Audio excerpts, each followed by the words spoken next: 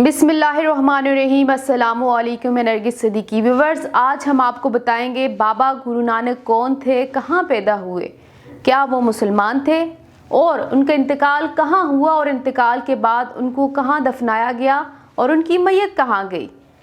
और हम आपको बताएंगे बाबा गुरु नानक के अकायद क्या थे, क्या बाबा गुरु नानक ने हज किया और हिंदू करतारपुर से क्यों प्यार करते हैं।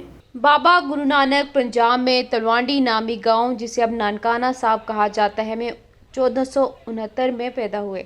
आपकी वालिदा कालू पटवारी थे और वालिदा तरपा दोनों ही नेक और पारसा हिंदू थे। नाज़रीन, गुरु नानक की पैदाइश पर ख़ानदान के बरूहत हरदाल ने इनकी पेशानी से जब नूर फूटता हुआ देखा तो उसने हाथ जोड़कर नमस्कार किया और नानकाना जन्म पुत्री देकर कहा, हिंदू और मुसलमान दोनों ही इसकी तारीफ के गीत गाएंगे।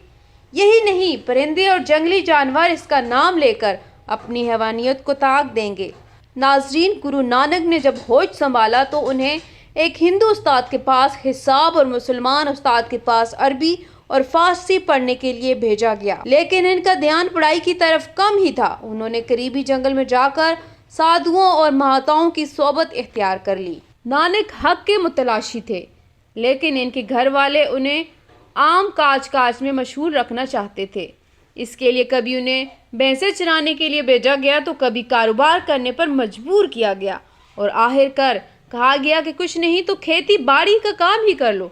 जिस पर नानक ने कहा, मैं तन के खेत में दिल को हल चलाने वाला बनकर नेक काम काश्त करना चाहता हूँ, और जब फसल उगेगी तो मेरे ख़ानदान ही क्या तमाम दुनिया खुशहाल हो जाएगी। जब नानक के एतवार से इनके घर वाले मुतमिन ना हुए तो आखिरकार उन्होंने नानक की शादी कर दी कि शायद इसी तरह वो नेकदारी की तरफ माइल हो जाए। कहते हैं कि नानक जी का दिल जब कहीं नहीं लगा तो घर वालों ने उन्हें सुल्तानपुर के नवाब दौलत खान के गोदाम में रसीद का हिसाब किताब रखने पर नौकरी दिलवा दी। जब वो रसीद तोलते हुए 13 की गिनती तक पहुँचते तो 13 में 13 का नारा लगाते हुए दमबख्त हो जाया करते थे। नानक दिल खोलकर गोदाम का माल गरीबों में बांटने लगे। जब नवाब साहब से शिकायत की गई कि नानक आपका माल लूट रहे हैं तो उन्होंने गोदाम का हिसाब किताब दोबारा लगवाया, लेकिन तमाम अजनास पूरे निकले। एक दिन नानक करीबी नदी में नहाने निकली और 3 दिन तक नदी के अंदर गायब रहे। कहा जाता है कि यही नानक को खुदा का वसाल हुआ और खुदा ने उन्हें एक प्याला इनायत किया और कहा कि इसे खुद भी पियो और दुनिया को भी पिलाओ। जो तुम्हारा नाम लेगा उसका शऊर बेदार हो जाएगा। जब वो नदी से निकला तो इनके लबों पर एक ही अनोखा नारा था, ना कोई हिंदू ना कोई मुसलमान। शहर में एक हंगामा बर्पा हो गया कि ये कौन है जो मुसलमानों की हुकूमत में और हिंदुओं के शहर में दोनों की तौहीन कर रहा है। काजी ने इनको तलब किया और पूछा कि नानक, तुम कहते हो कि यहाँ ना कोई हिंदू दिखाई देता है और ना मुसलमान, तो फिर तुम कौन हो? नानक ने जवाब दिया, अगर मैं अपने आप को हिंदू कहता हूँ तो वो मुझे मार देंगे, मगर मुसलमान मैं नहीं हूँ। मैं 5 अनासर का बना हुआ पुतला हूँ और नानक मेरा नाम है। काजी ने कहा, हो सकता है हिंदू अपने मज़हब को छोड़ चुके हों, मगर हम तो 5 नमाजें अदा करते हैं और वो भी खुदा के हजूर में खड़े होकर।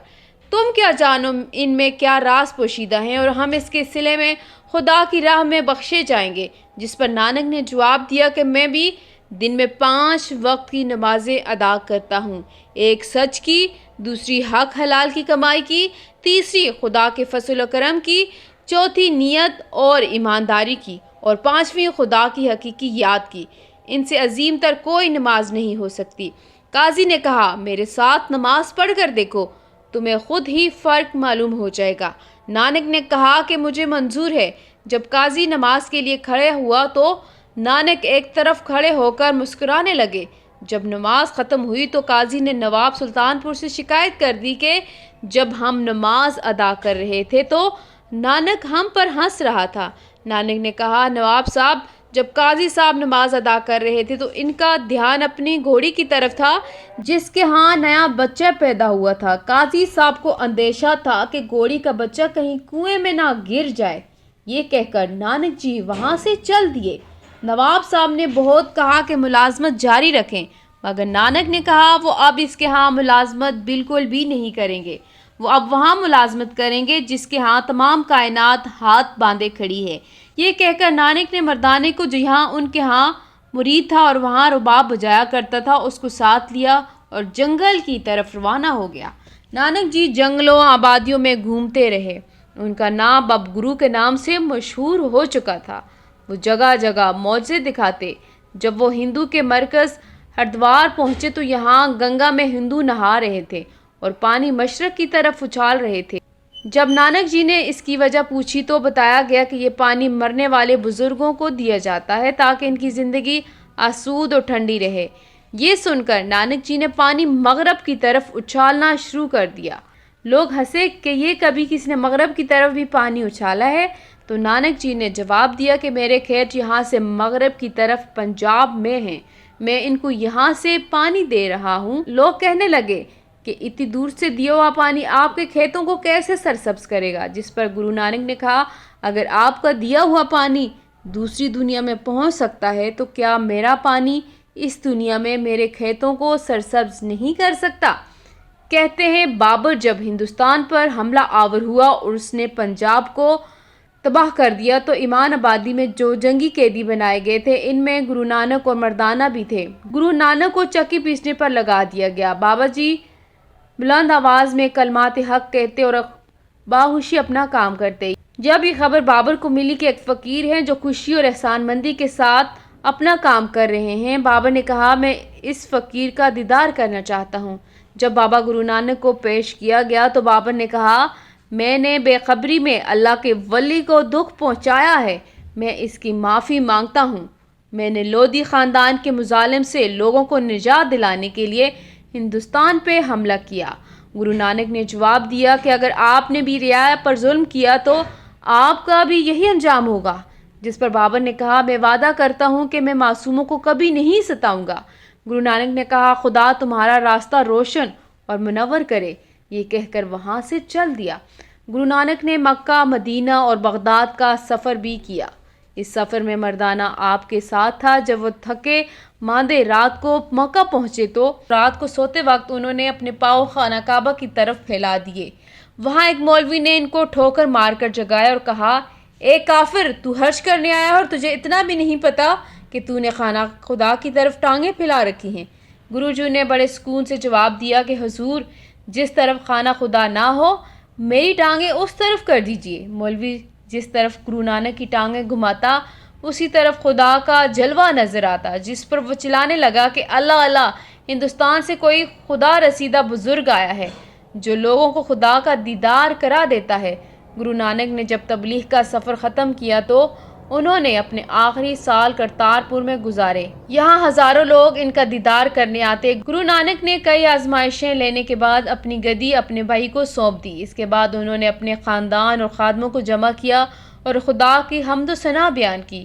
پھر تمام مجموعوں نے ایسے ہی کیا۔ اتنے میں بابا گرو نانک مراقبے میں چلے گئے اور اسی حالت میں ان کا وصال ہوا، جس کے بعد ان کے ہندو اور مسلمان مریدوں میں جھگڑا ہو گیا۔ ناظرین، مسلمان مرید کہتے تھے کہ ہم ان کو دفنائیں گے، ہندو کہتے تھے وہ اپنی رسم کے مطابق ان کا سنسار کریں گے۔ آخر میں دونوں اس بات پر متفق ہو گئے کہ دونوں اپنے اپنے پھول ان کے جسم پر رکھیں گے۔ صبح جس فریق کے پھول نہ مرجھائے وہی اس کے جسم کا وارث ہوگا۔ صبح ہوئی تو دونوں فریقین کے پھول تازہ تھے اور مہک رہے تھے، لیکن جب چادر ہٹائی گئی تو بابا گرو نانک کا جسم غائب تھا۔ گرو نانک کی تعلیمات سکھوں کی مرتکب کتاب گرو گرنتھ میں موجود ہے۔ یہاں پر ان کی 974 منظوم نظمیں موجود ہیں، لیکن ان کی ساری عمر ہندوؤں کی تہذیب اور تمدن اور رسم و رواج کے خلاف گزری۔ گرو نانک کو تعلیم دلوانے کا انتظام خود ان کے والد نے کیا اور انہیں ایک مسلمان معلم سید حسن کے ہاں بٹھایا۔ سید حسن کو قطب الدین اور رکن الدین کے نام سے بھی پکارا جاتا ہے۔ سید حسن نے نانک کو ہونہار دے کر ان کی تعلیم اور تربیت میں کوئی کسر نہ چھوڑی، چنانچہ بچپن ہی سے گرو نانک اسلامی عقائد سے واقف ہو گئے، صوفیاء کرام کا کلام پڑھنے لگے اور اس کا پنجابی میں ترجمہ کرنے لگے۔ مصور پاکستان علامہ ڈاکٹر محمد اقبال نے گرو نانک کے پیغام توحید کی کیفیت کو یوں واضح کیا ہے، پھر اٹھی آخر صدا توحید کی پنجاب سے، ہندو کو ایک مرد کامل نے جگایا خواب سے۔ ویورز، آج ہم نے آپ کو بابا گرو نانک کی ساری ہسٹری بتائی، وہ کہاں پیدا ہوئے اور ان کا انتقال کہاں ہوا، مرنے کے بعد وہ کہاں گئے۔ ہم امید کرتے ہیں آج کی آپ کو ویڈیو پسند آئی ہوگی۔ ہم اسی طرح کی ویڈیوز آپ کے لیے لے کر آئیں گے۔ آپ سے میری گزارش ہے کہ جاتے جاتے میرے چینل کو لائک کرنا ہے اور سبسکرائب بھی کرنا ہے۔ نیکسٹ حاضر ہوں گے اس طرح کی اچھی سی ہسٹوریکل ویڈیو کے ساتھ، تب تک اجازت چاہتے ہیں۔ اللہ نگہبان۔